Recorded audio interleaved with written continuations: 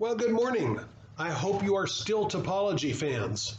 We're we're spinning down our gyros, and I just want to finish the topic that we've been doing, which shouldn't take very long, and then I want to launch today into what I think will be kind of a fun section to end with, which is certain counterexamples in topology. What are some of the oddities that can happen? So, without further ado, let's pray and let's finish off what we were working on.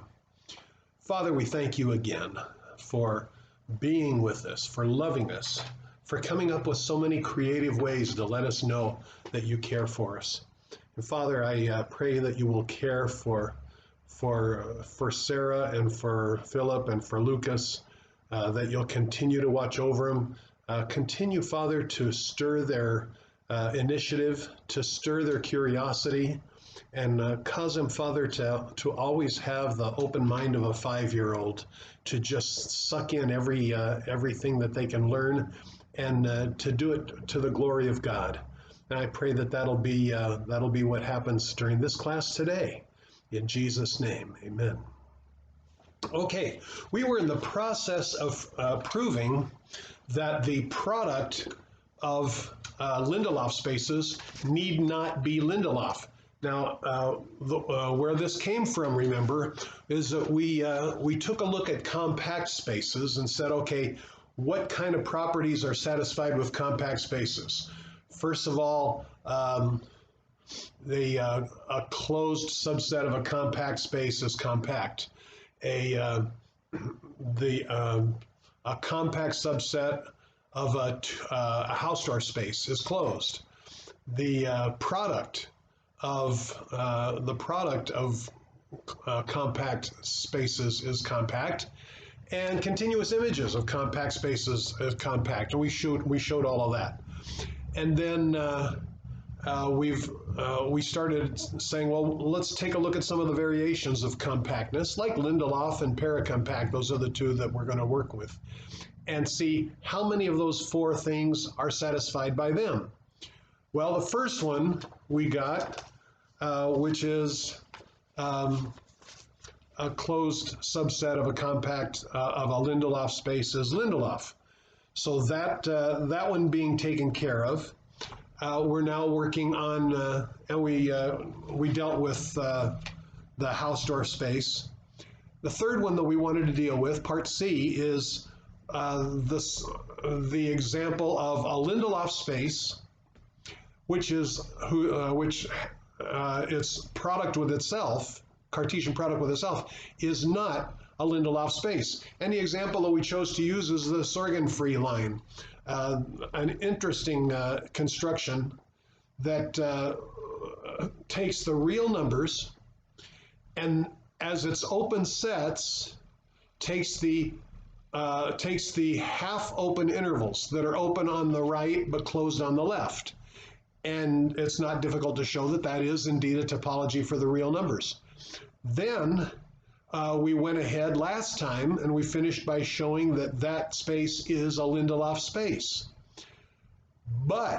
And we called that space S, by the way. It's really R, it's the real numbers, but it has a different topology, the right half open interval topology. So we called it by a different letter, the letter S. That's the Sorgenfrey line. And now I want to show you today that S cross S is indeed not a Lindelof space. And that ain't too hard to do.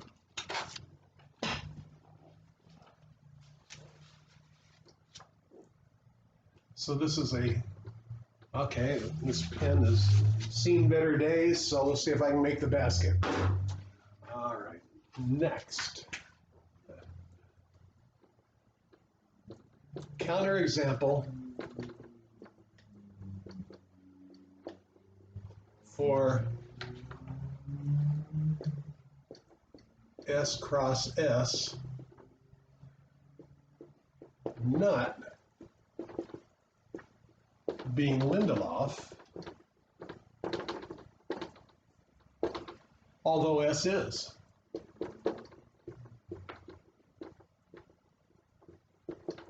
And this is kind of surprising, you know, the product of compact spaces is compact. No matter how many you have uncountably infinitely many compact spaces. The Cartesian product of those is compact if they're all compact, but two Lindelof spaces, if you take the Cartesian product of them, fails to be Lindelof. So what in the world happens? Let's see if we can draw a picture here.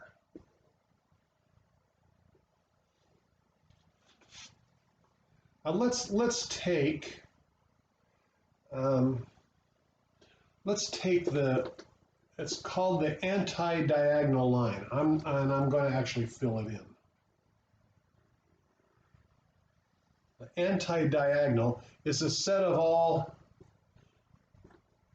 x comma negative x such that x is a real number. And let's call this set D for diagonal, delta for diagonal. Okay? Now, let's take how many points are there on that line?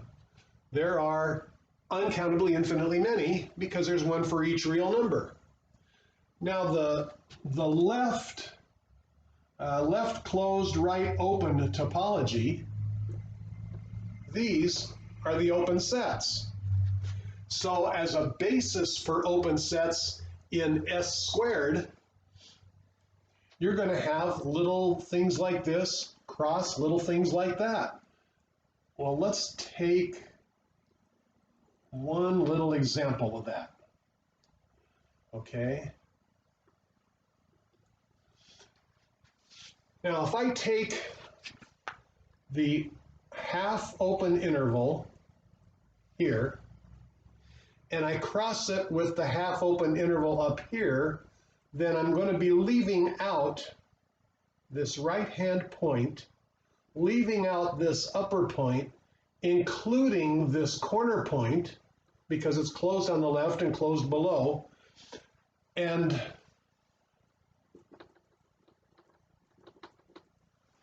so these half-open rectangles are going to be a basis for the topology on S cross S.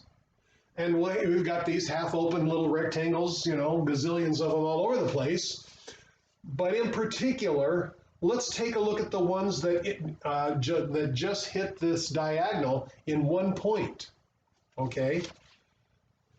Well, there are uncountably infinitely many open, in this sense, basic open sets that intersect this line.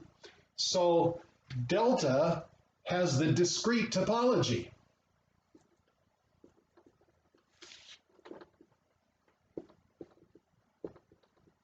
The subspace topology for delta is discrete.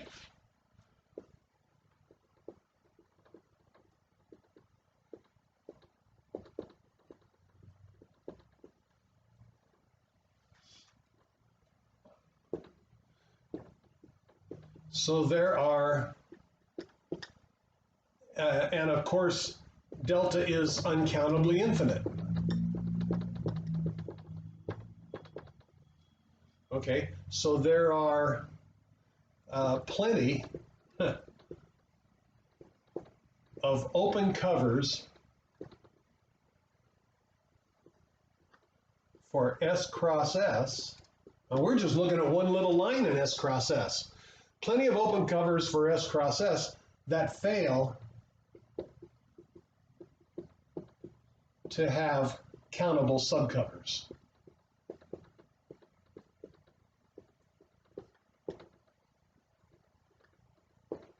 Therefore, S cross S can't be Lindelof. It's a very popular example in topology, a nice counterexample, the Sorgenfrey line. Okay, let's shift gears a little bit now to the part D. This was a counterexample for part C, which had to do with the product of Lindelof spaces being Lindelof. Is it true that the continuous image of a Lindelof space is Lindelof? And the answer is yes.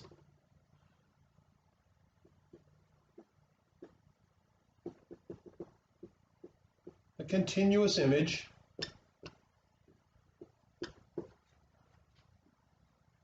of a Lindelof space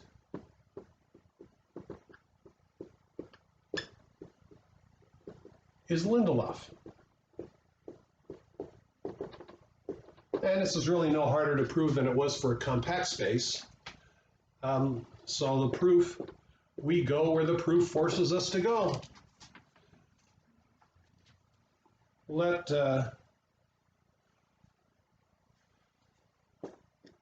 X be Lindelof,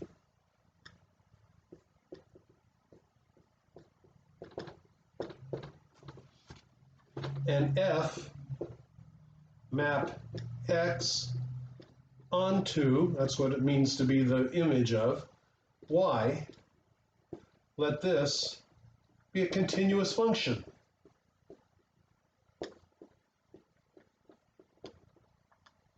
Okay? Now, where is the proof forcing me to go? If I have to prove that Y is Lindelof, then I need to start with an open cover for Y. So let, what did I call it? U sub Y.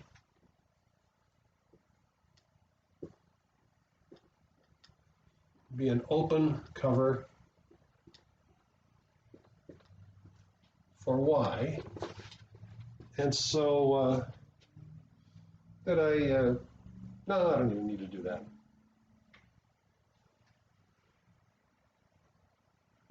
All right, so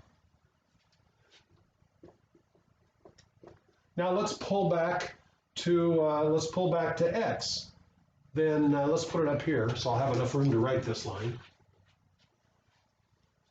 Then U sub X, which is going to be equal to the pre-images of all of the sets V, such that V are in U sub Y,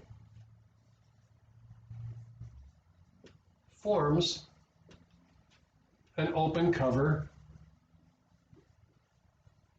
for X.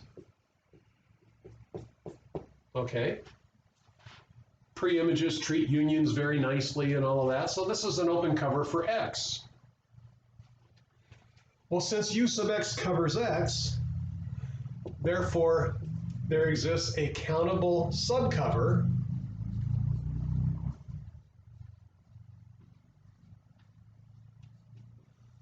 of U sub X. Let's call this countable one U, which is equal to countably many of these little monsters. So the pre-image of V sub K and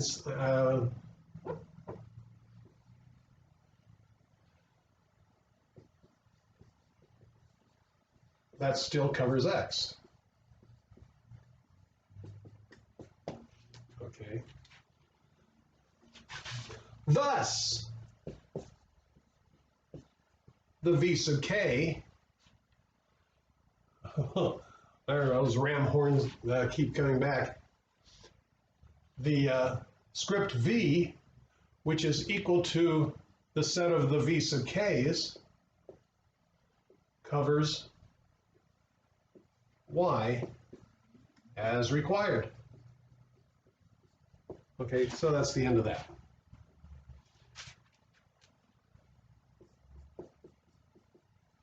It's a countable subcover, just to fill in the final detail here, of U sub Y. Okay, and that's the end of the proof. So that one wasn't too hard. All right. The next and the last one of these that I want to consider those four categories for is paracompact spaces. So for we've talked about compactness, we've talked about Lindelof. Let's talk about paracompactness, which, as you recall, is very closely related to the subject of topological manifolds.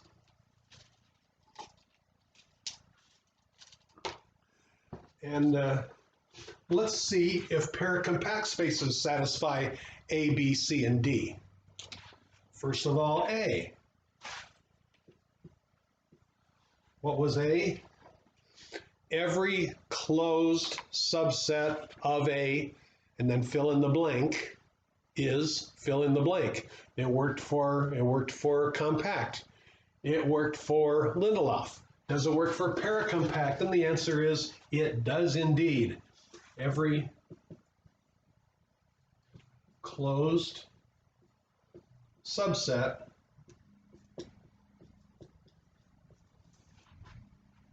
of a paracompact space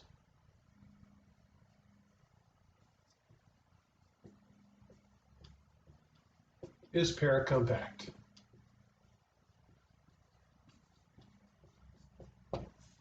Let's see if we can prove this little monster. Now, where's the proof forcing us to start? We need a closed subset of a paracompact space. So let A be a closed subset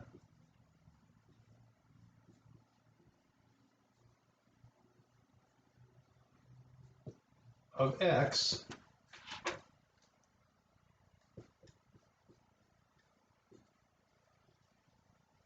a paracompact space.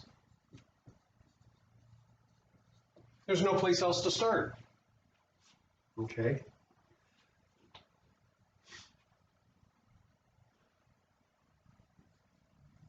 And you break everything down to the definition. So now we need an open cover for A. So let script use of A, which is going to be the following open sets in A, let this be an open cover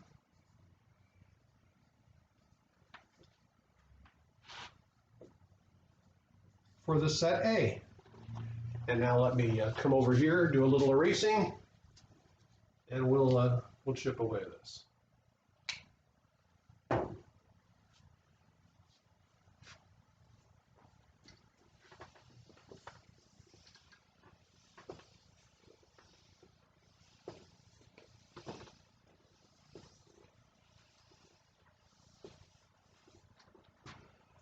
Okay. Now, those use of alphas are open in A, so what do they look like? They look like some sets that are open in X intersect A. So each use of alpha is equal to A intersect, say, V sub alpha, where V sub alpha is open in X. No surprises there, the relative topology. Also, since A is closed, X slash A is open. Okay. Thus, the V sub alpha along with X slash A cover all of X, because A is covered by the V sub alpha and X slash A is the rest of X, and that's an open set, so that whole bunch of open sets covers all of X. This is a typical trick that we've actually used several times already. Okay. Therefore, now what do I know about X? X is a paracompact space. Therefore, this open cover, which is V sub alpha and X slash A, all of those sets, there are lots of them, has a locally finite refinement. That's what it means to be paracompact.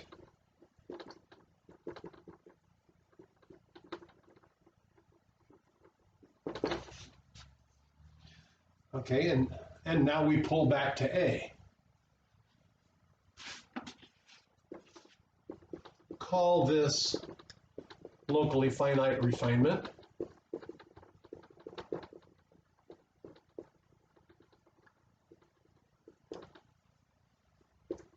Say V sub beta. Okay. Then, and now we're done, the set of all the V sub betas intersect the set A is a locally finite refinement. Finite refinement.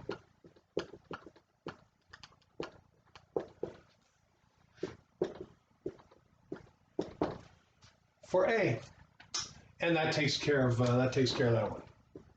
Okay. But what about B? Part B.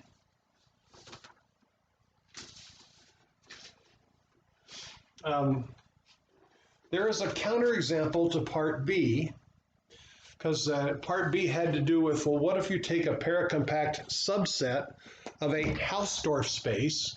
Is that closed? Remember, in the case of a compact space, a compact subset of a Hausdorff space is closed.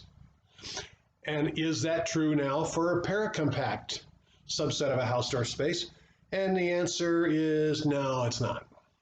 But before we do that, I want to make sure that you know that R itself, the real numbers with the usual topology, is a paracompact space. We've never proven that as far as I remember, so let's prove it now.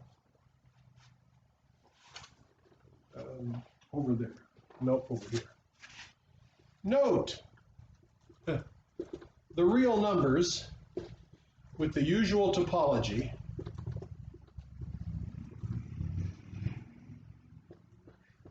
is paracompact.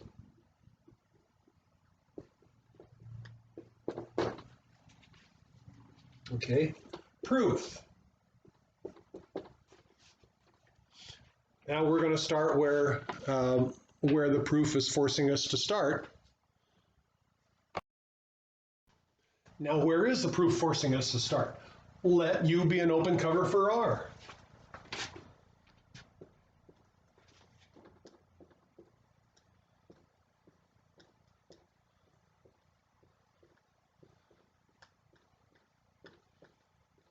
Our goal is to show that U has a locally finite refinement. So,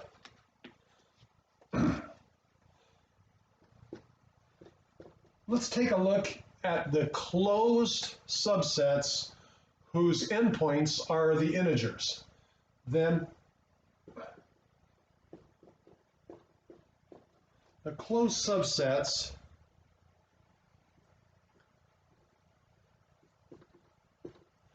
from n to n plus 1, where the n are the integers, are each covered. Obviously, because everything in R is covered. Okay. So,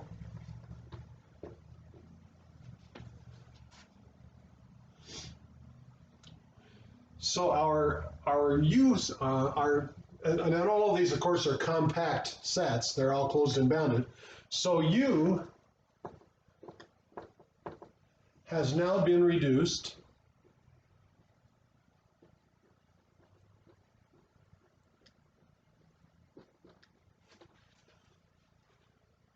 to, let's call them G sub n, I'm going to put the n in parentheses here, alpha of finite subcovers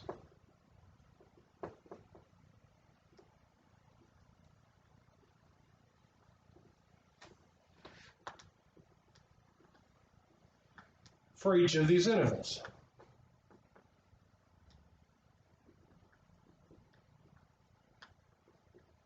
Okay, So for each one of them, we have finite subcovers. And so you might actually already be smelling the end in sight.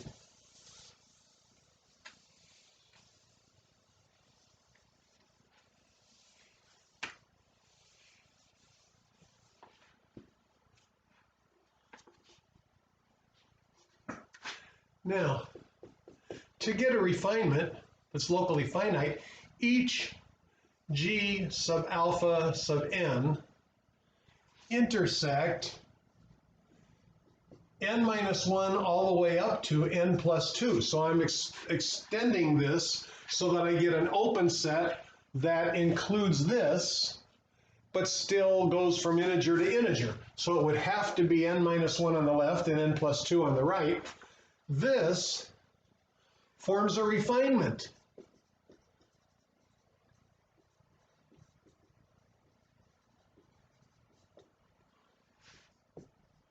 For you. Now, why is it a refinement? Well, I may have expanded these intervals, but these intersecting it with the G's makes them subsets of sets in U. So that is this is a refinement for U that is locally finite. Since for each one of the integers, there are only finitely many of these covers. Okay, so just to make sure that the detail, why is it a refinement?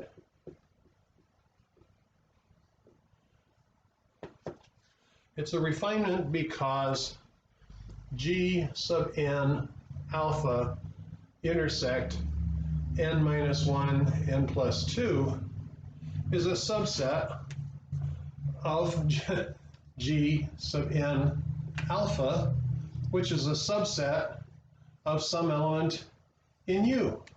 Okay, so it is a refinement. You're getting down underneath and getting smaller open sets. Why is it locally finite?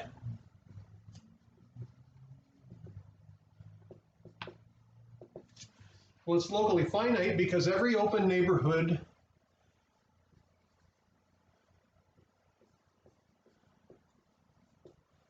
of an element in R intersects at most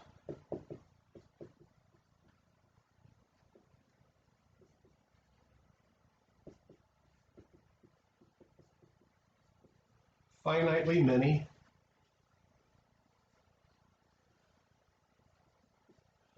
G sub n alpha intersect n minus 1, n plus 2. The reason is because, of course, for each of these intervals, there are only finitely many of these. And every real number is in at least one of these intervals. In fact, every real number is in 2 of these intervals. And so you still get only finitely many that are intersected with every open neighborhood of an element in R. And that takes care of that. Okay? So we now know that R is paracompact. Now, the reason that I wanted to show you that R is paracompact was so that we could answer the question in part B: is every paracompact subset of a is every paracompact subset of a Hausdorff space closed? And the answer is nah.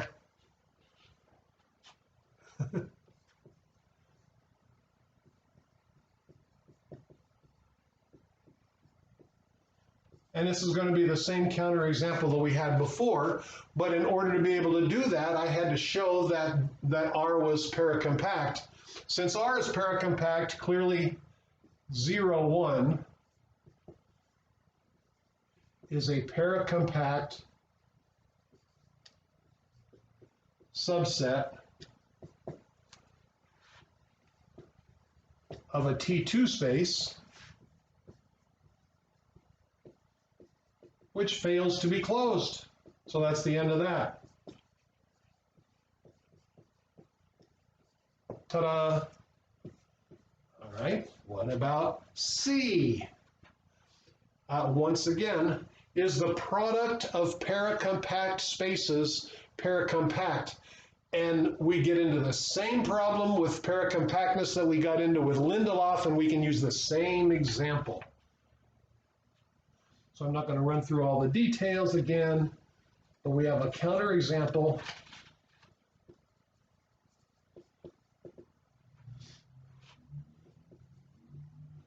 The Sorgen-free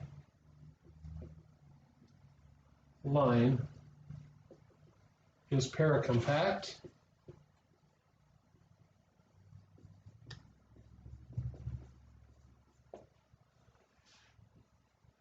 But S cross S is not. And if you want to dig up the details for that, that's fine, but we've already done that in S cross S. So, lastly, what about the continuous image of a paracompact space? Is the continuous image of a paracompact space paracompact? And you would think, well, of course it is, but no, it isn't.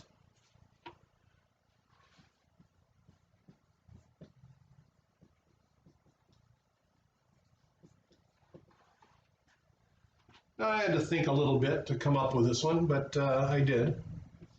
Let R cross R have the discrete topology, so everything is open.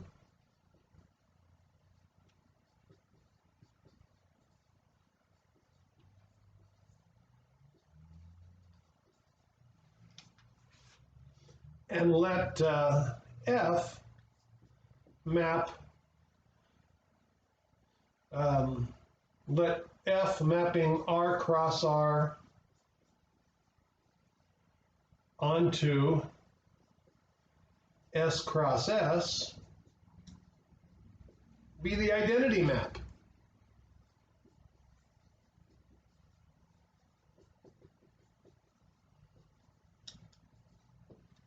Okay.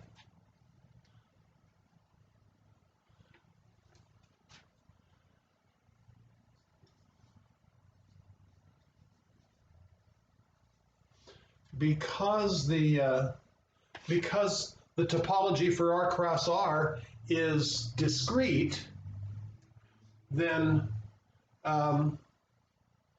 it maps into S cross S. That function has to be continuous.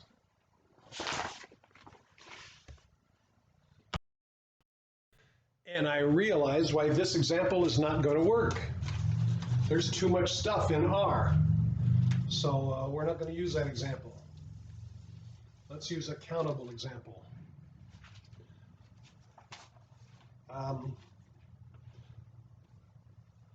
Let the natural numbers have the discrete topology.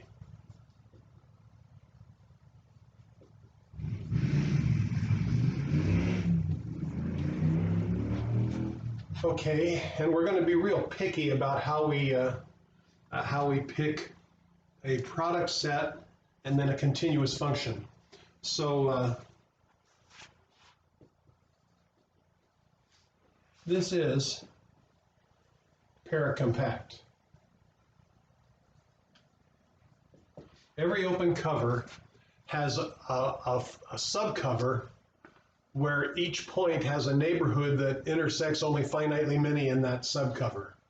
So this is a paracompact space. And now let's let Y be the space with only two elements, where the open sets are 0, Y, and the empty set. 3 open sets. Okay? This one should work.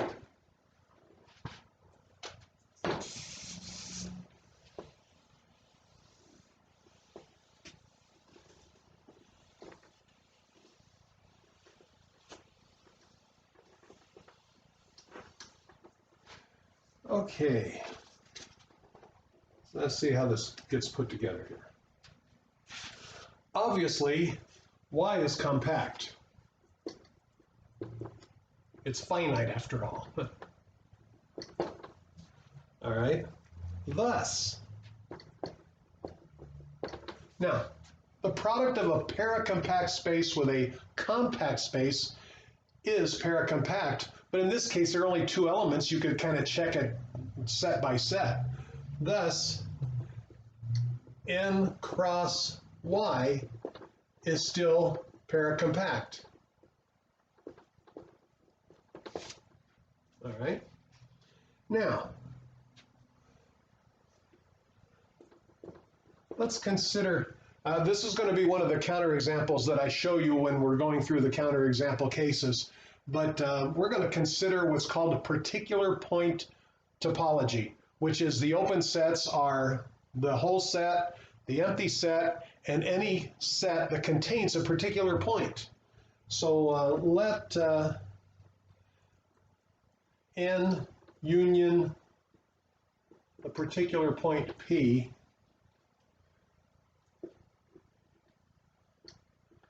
be a space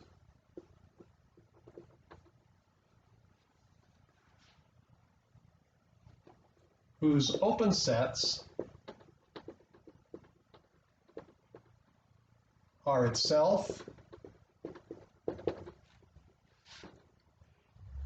the empty set and any subset containing P.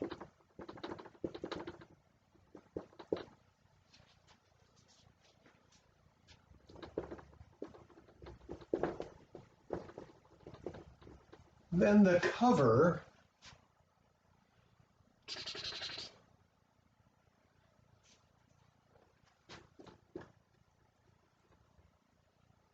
in P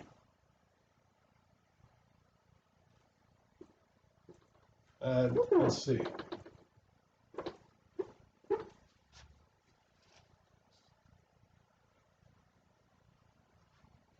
Yeah. NP such that N is in N.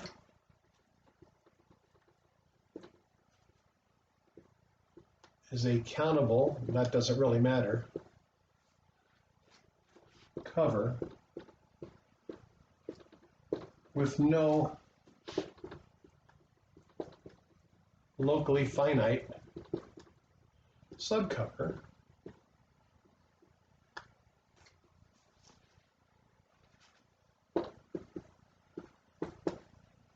but now let's pick our function.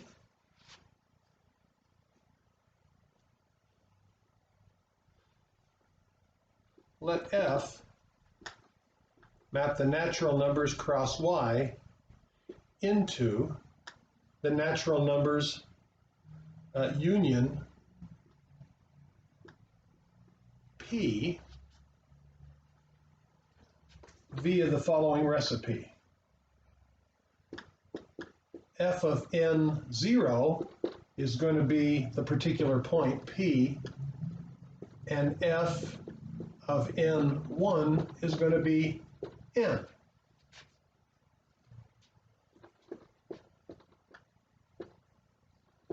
F is continuous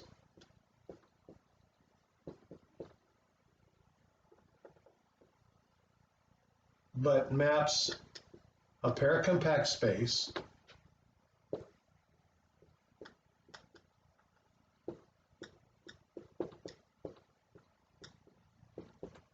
to a non-paracompact space. And that's the function that I was seeking. Okay.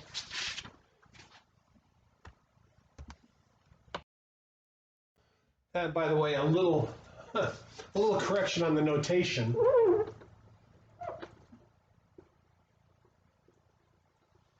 All of those, where I take an integer with P, that's a countable cover of this set. and it doesn't have any locally finite refinement. So sorry about that.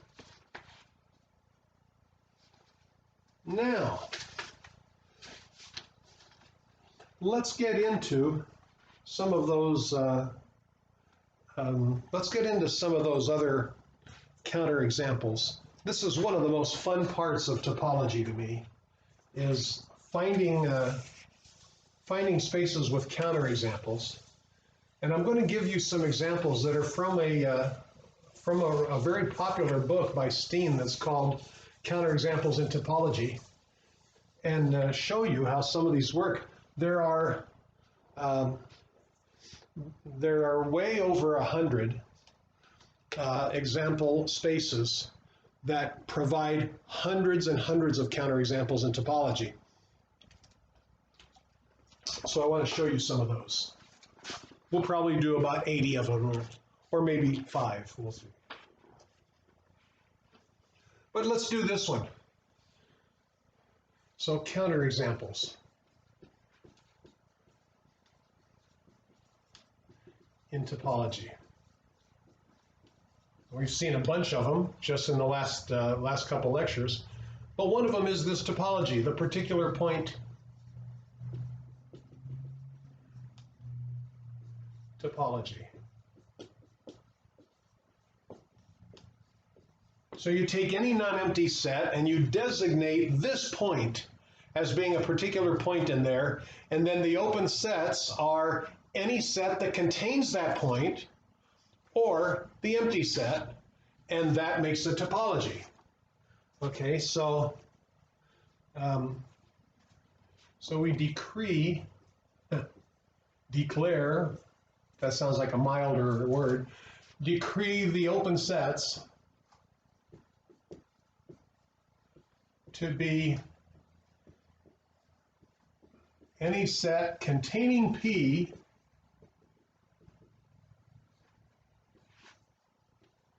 or the empty set. And of course, the whole set is open because it contains P. So the particular point topology. Now, what are some of the features of this guy? First of all, every point other than P is a limit point. Okay, now what's a limit point? Limit point has the property that every open set containing that point intersects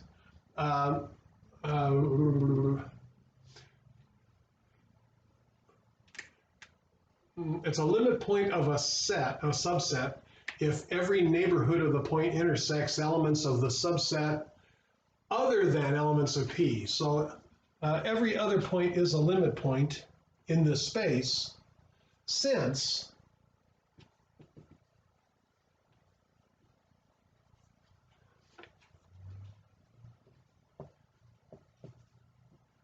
every open set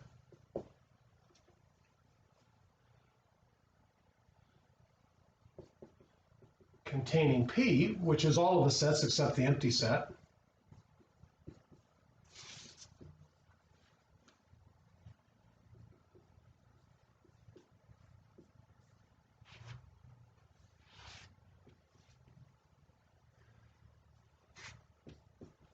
contain a point other than P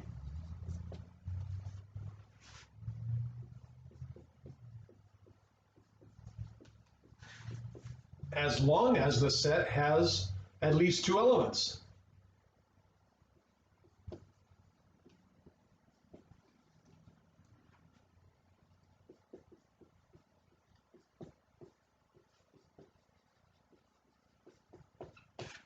Okay.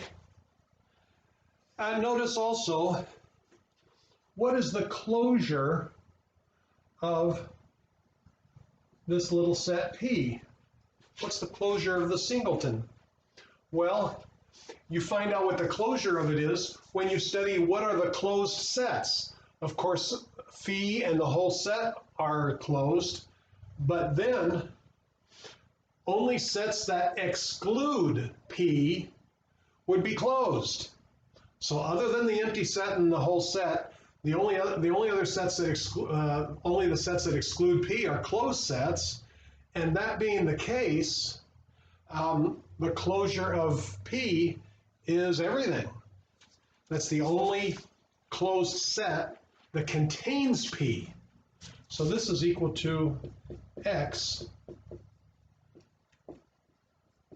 the whole space. So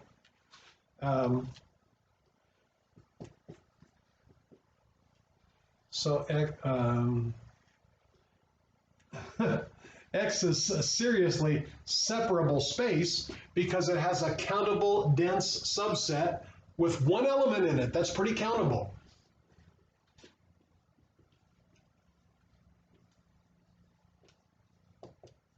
Since the singleton set is dense. Okay. So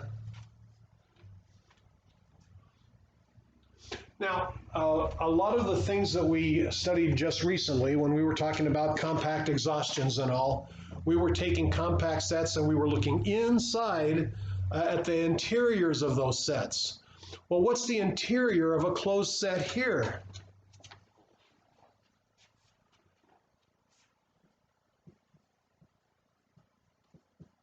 The interior of every closed set except the whole space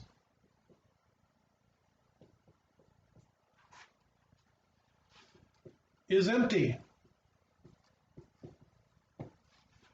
So P is dense, but the space itself is nowhere dense. So the interior of every closed set is an empty set. What else? It's clear that this topology is T0.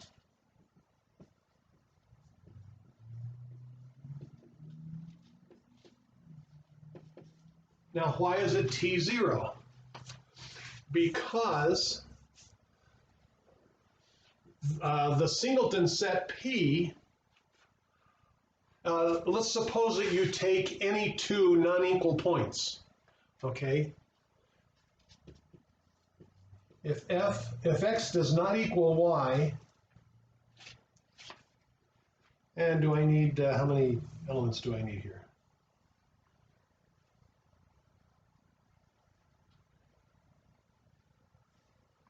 If X is not equal to Y, is there an open set that contains one of them, but not the other one?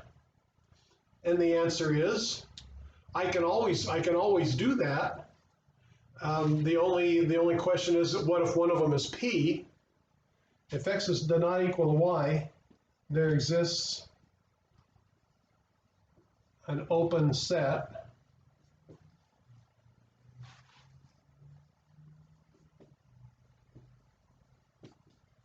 that contains one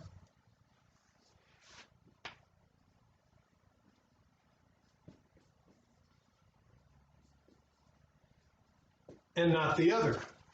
Now, where am I going to find that open set? Excuse me for a moment.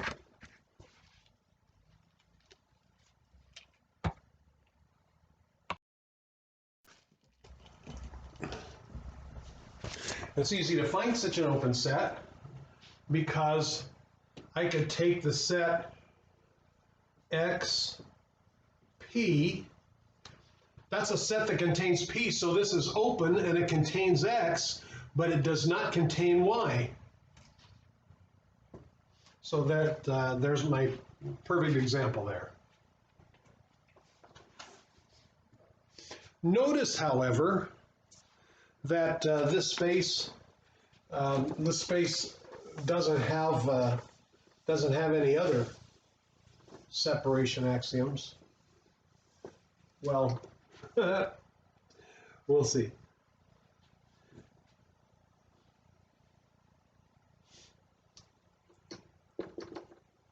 Since P is not closed,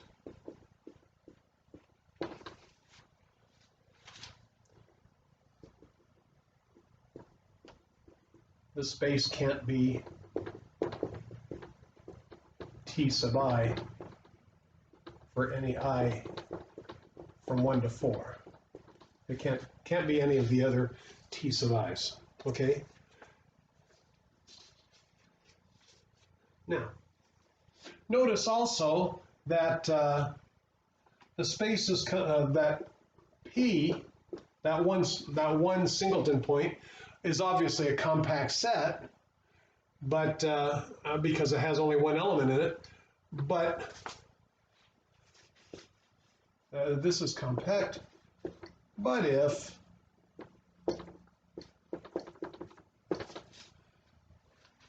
X happens to be infinite,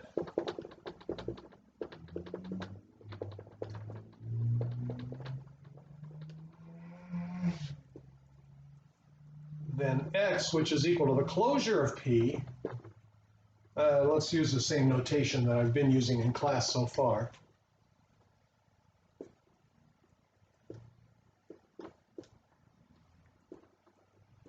Is not compact. Okay.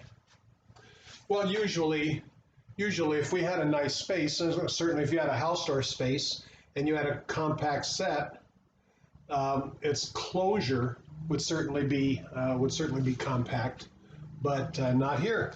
So that's a nice counterexample also. A second topology that's interesting to me is this one. We're going to do the exact opposite now. The particular point topology said, okay, we're going to designate this point. Any set that contains that point is going to be open. Now we're going to say, we're going to designate this point, and we're going to say any set that excludes that point is going to be open. So this is called, predictably, the excluded point topology.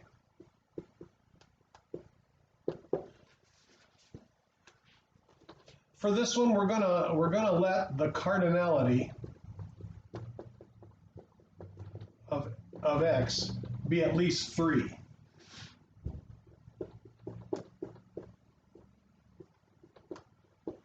Okay?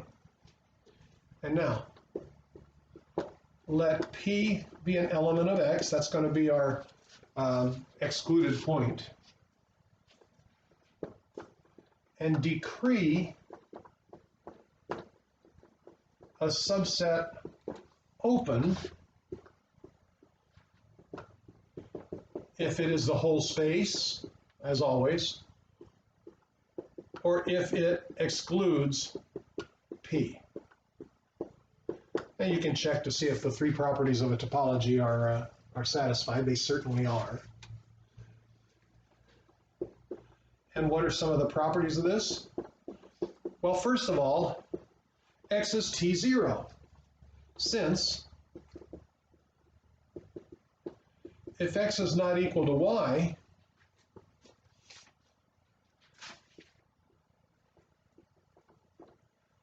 and one of them is P,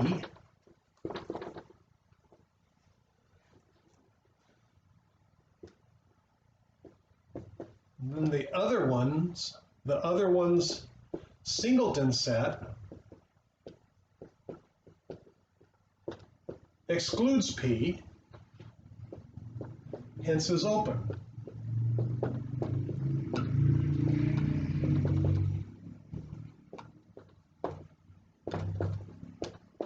If neither is P, it's even easier.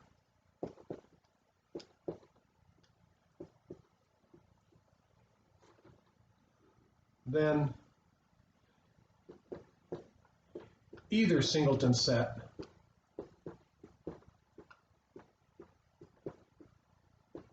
X or Y excludes the other.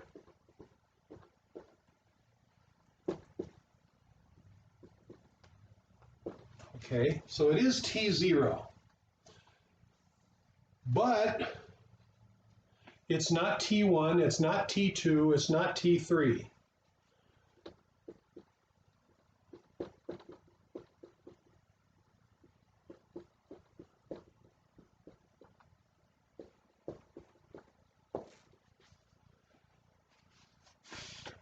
But oddly enough, in an empty sort of way, the, the word that mathematicians use for this is vacuously. In an empty sort of way, it is T4.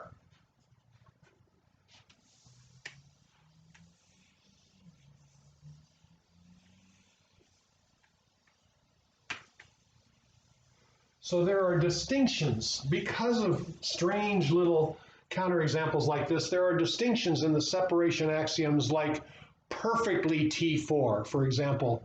But regular old B flat T4, this one is, but X is in a vacuous way. T4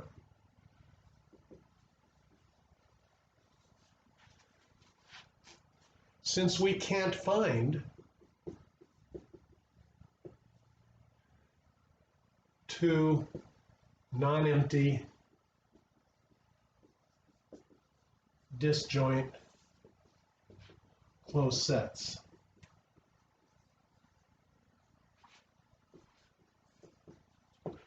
So every collection of two non-empty disjoint subsets can be separated by disjoint open sets because there aren't any. So you hand me two of them and I'll separate them, but you ain't gonna be able to hand me two of them, and that's what I mean by it's in a vacuous way.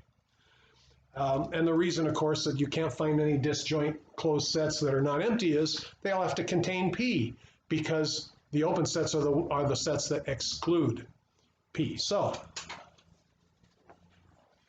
number 3. I like this stuff. This is called the either-or topology.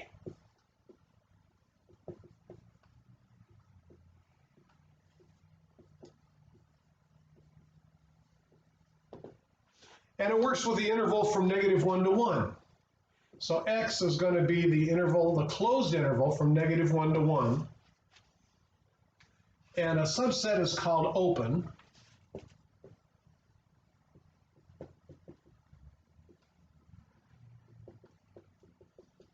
If it is phi, of course. Well, in fact, I don't even need to say that. If it excludes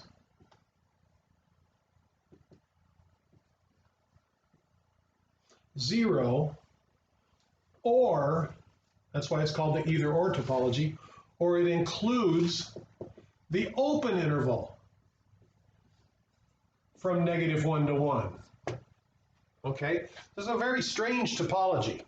If it leaves 0 out, then the subset is open.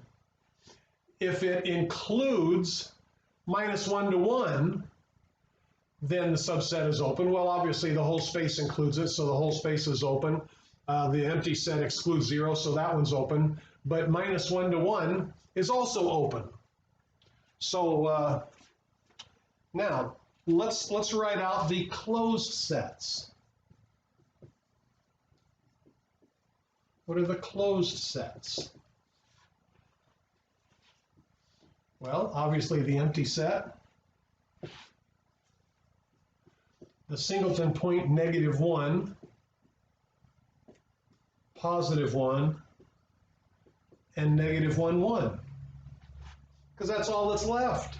Anything that includes the whole thing, well, okay, so the complement of this is just those 2 points.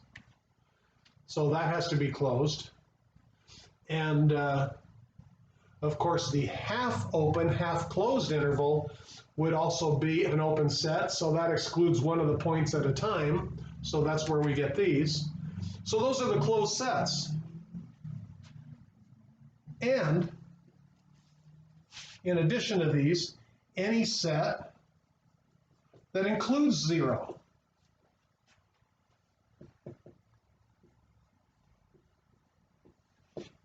Those are the closed sets.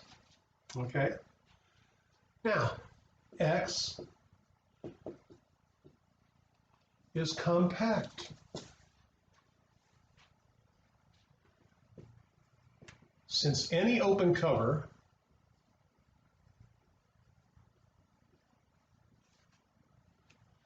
includes an open set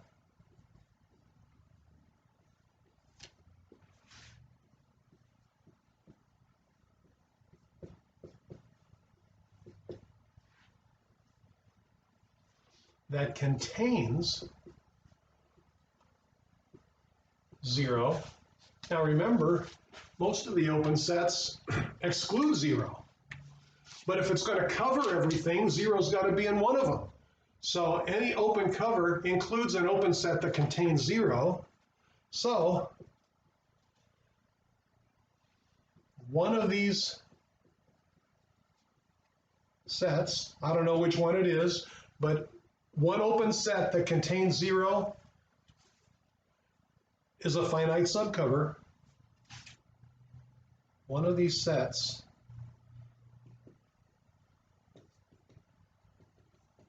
is a finite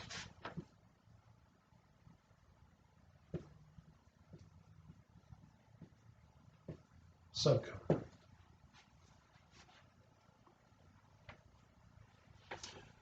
X is compact, therefore it's Lindelof. I need to check on something here.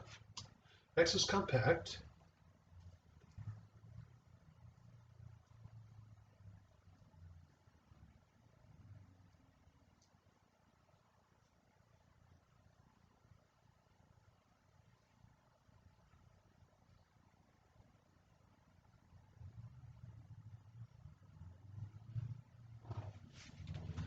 Let me check on this for a second. I don't want to mislead you. Yeah, something that I obviously left out, and this is what was bothering me. So one of these sets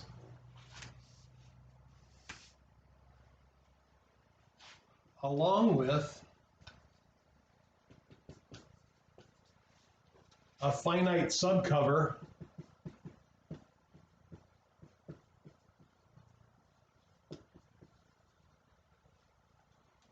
of the compact set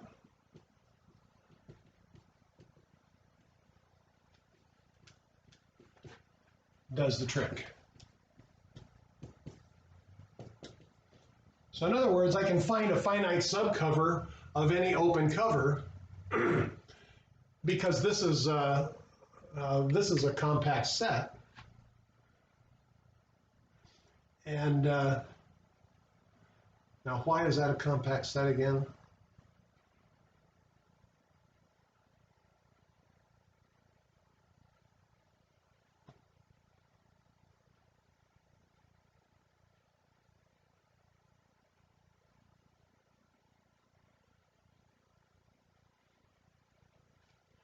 All the sets that exclude 0 are open.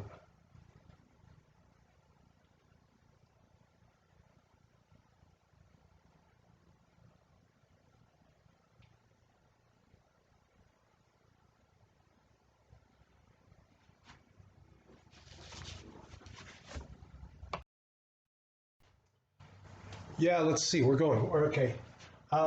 Yeah, this set is compact because it's compact in the Euclidean topology, the normal topology, and so I could take any open sets that that cover from -1 to 0. Any cover will have things that go from -1 to 0. They'll have some sets, maybe lots of them, that contain 0. And then some that go from 0 to 1, both closed. And all I need is one set that contains 0. I can throw the others out. So I've got finitely many here because the interval from -1 to 0 is compact. And I've got finitely many over here because the interval from 0 to 1 is compact. And then just grab the one that contains 0, throw the rest of them away, and I have a finite subcover. That works. Okay, so very good. And so one of these sets is a finite sub. Okay. Since it's compact, it's Lindelof.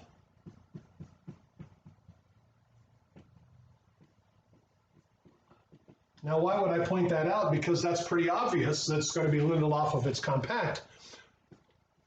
But the reason that that's a counterexample is if I remove 1 point, if I remove 0, this space is discrete.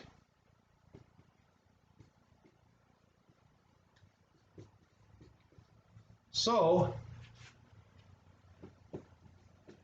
if x is uncountable,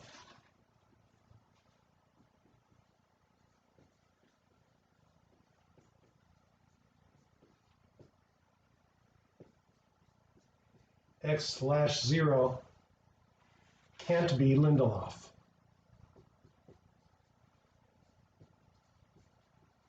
Because in an uncountable discrete space, of course, you could take one covering to be just all of the singleton points. Okay, so it's an interesting example of a space that is Lindelof, but when you remove 1 point, it's not. Another example. I had to think about that one for a while, but thinking is okay in mathematics, especially if you have patient students. I appreciate that. Number 4. You're very familiar with this one, the cofinite topology.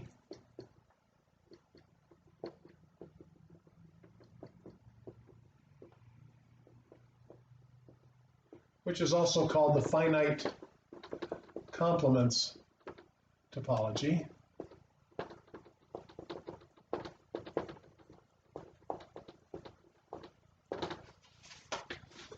And what are some of the features of this guy? And you know what the closed sets are, the finite sets, and X and phi. Well, of course, you proved this some time ago. If X is finite, then the topology is discrete. Because every singleton point is closed, therefore, every singleton point is open because there are only finitely many points. So it's the discrete topology. And let's take a look now. If X is countably infinite.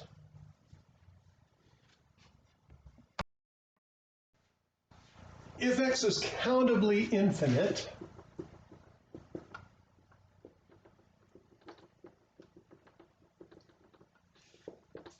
what does that imply?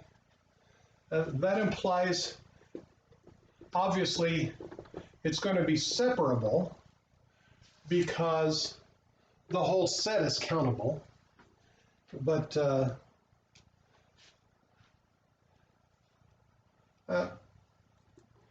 that is the case. All right, well, suppose it's uncountable.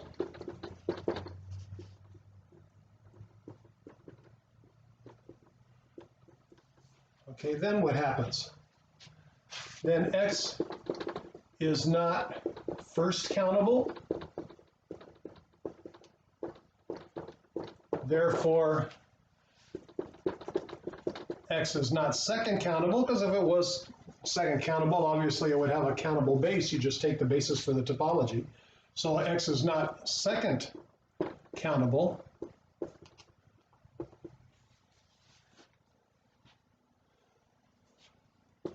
For suppose, if I want to show that X is not first countable and not second countable, since this implies that, I'll just prove that this is true, and then not first countable will imply not second countable, and we'll get them both in one shot. So suppose that I had a countable neighborhood base. For suppose at some X, and yeah, okay, some X in the space, there exists a countable base. Okay? Countable neighborhood base. Base of neighborhoods. All right. Then there exists a countable collection of open sets. Countable, it's hard to fix something, you better just rewrite it. Countable collection of open sets, and let's call that script B sub x.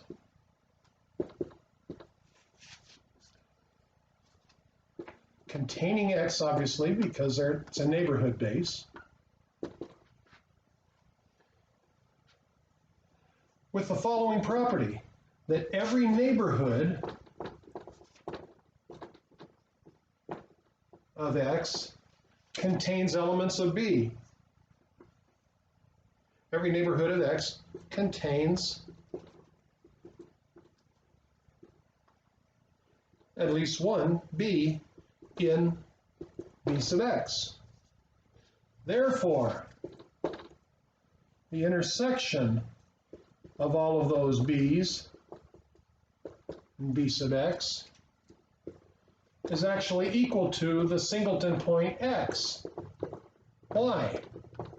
For if x is not equal to y and y is in the intersection of all those B's,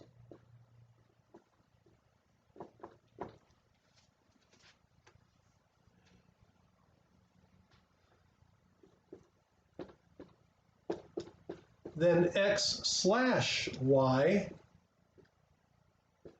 is open and contains x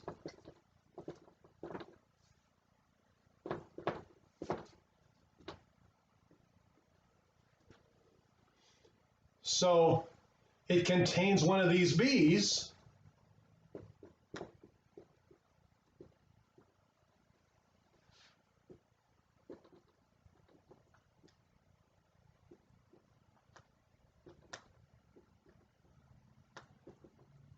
therefore contains the intersection of the B's,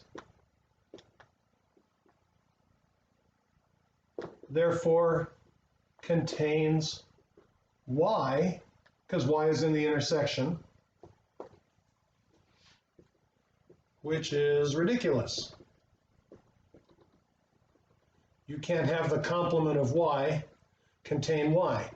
Okay, so it's neither first countable, it's not second countable. What else is true?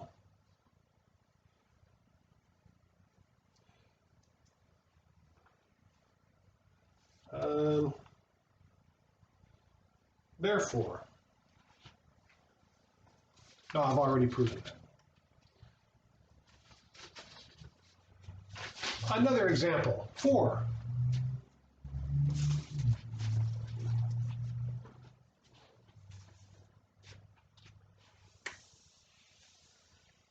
I have wanted to do this for years. So you guys are making a dream come true. To actually go through some of the oddities of topology, some of the counterexamples, and try to make them plain. I'm not sure if I'm doing a decent job of that, but anyway.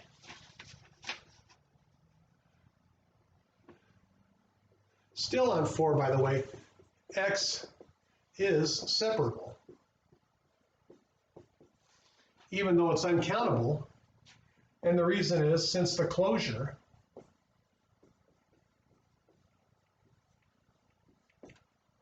of any of the infinite subsets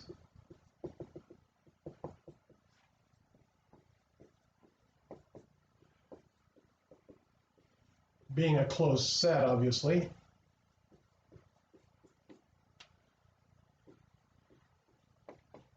must be all of x.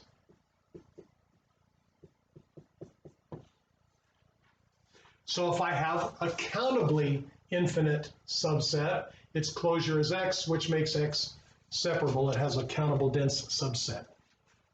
Counterexample set number 5. Let's let R with tau be the usual topological space. Okay, the real numbers with the absolute value topology. Now we're going to define tau star to be all of the subsets of the real numbers such that A is either empty, A is, or R slash A is compact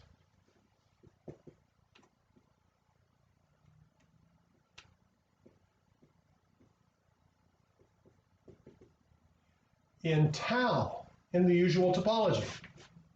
Okay, so if A is empty, of course that's open, that's fine. If R slash A is compact in tau, then A is open. Well, if A is all of R, then R slash R is hyper compact, it's just the empty set, and so R is open. But the rest of the closed sets are compact sets, which means that the open sets are the complements of the compact sets. Okay? So, that's called the compact complement topology. R with tau star has some nice properties. It's T1.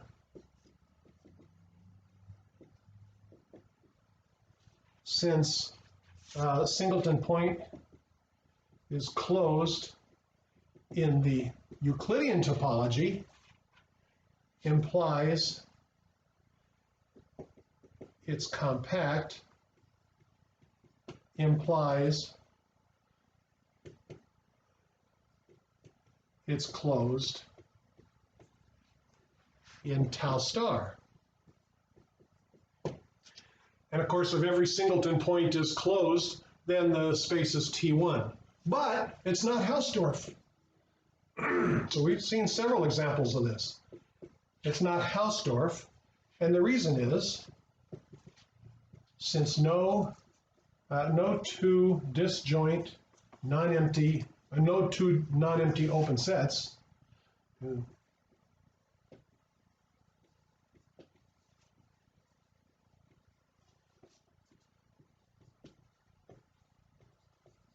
can be disjoint.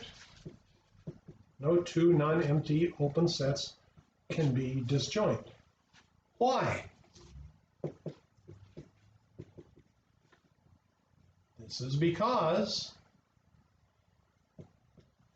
if U and V are such, they're non-empty disjoint open sets,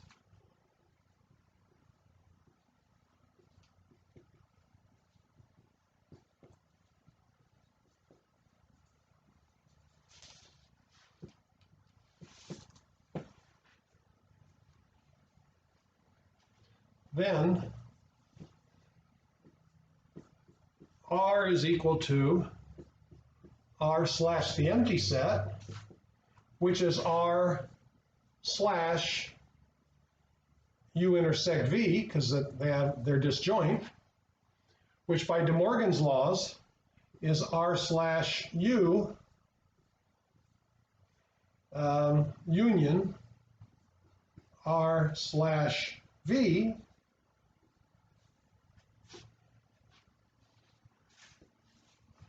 the union of two compact sets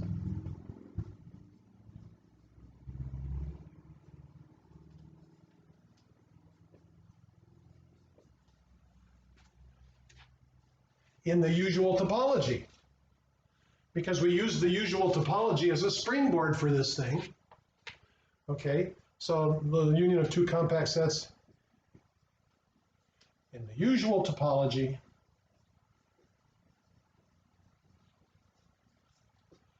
which would imply that R is compact, which is ridiculous.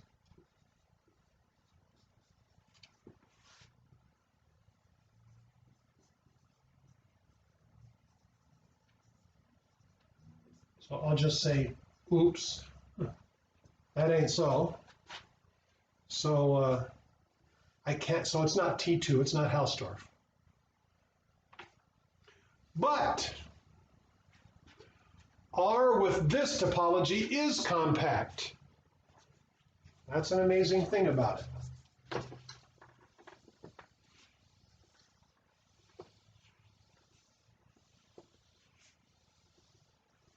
So I'm springboarding off a non-compact space, namely the real numbers with the usual topology, and doing some tweaking, and all of a sudden I get a compact space. Why? But R with tau star is compact.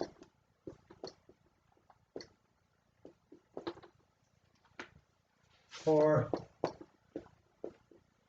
let script U be the set of all U sub alphas that call, yeah, U sub alphas, be any open cover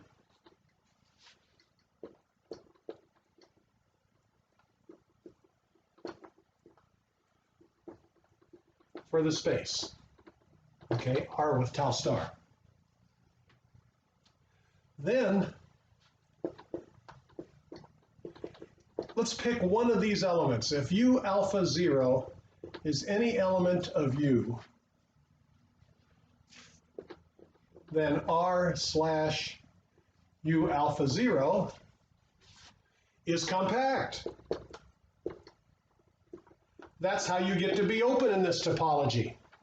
It's a compact complement topology. So R slash U sub alpha 0 is compact, hence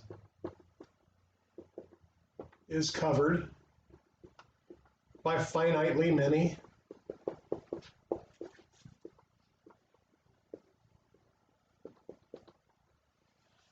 of the U sub alpha.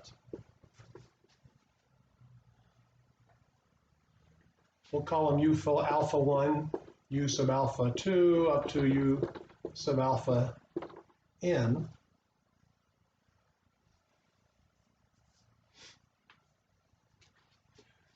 And they cover it in the usual topology. Okay? So toss in now, let's give this thing a new name. If I toss in the one that covers this one that we left out,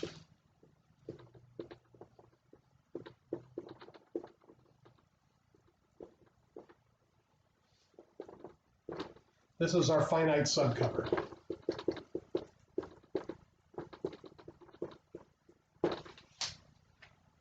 Okay, so that takes care of that example. Example number 6. And once again, I'm going to check on our time. Oh, we've gone over. My apologies. I will give you the next example next time. And God bless you guys. You've been so patient. Have a great rest of your day.